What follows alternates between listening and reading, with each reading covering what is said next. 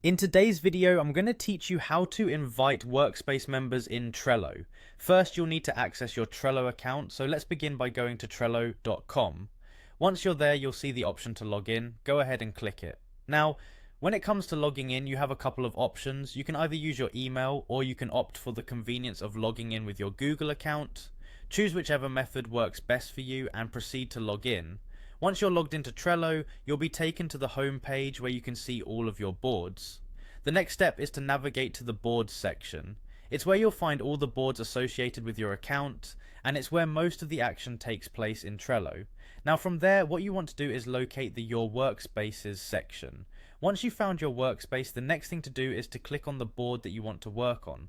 This will take you directly to your board where you can start making changes and inviting new members. Now, after selecting the board, look towards the top or sometimes the side for workspace settings. This is where you can manage members and various other settings related to your workspace within that board. In workspace settings, you'll find the option to invite workspace members. Clicking on this will open up a new dialog where you can add new team members. Right there, you'll have the option to create an invite link. Click on create link and then copy it. This link can be shared with anyone you want to include in your workspace.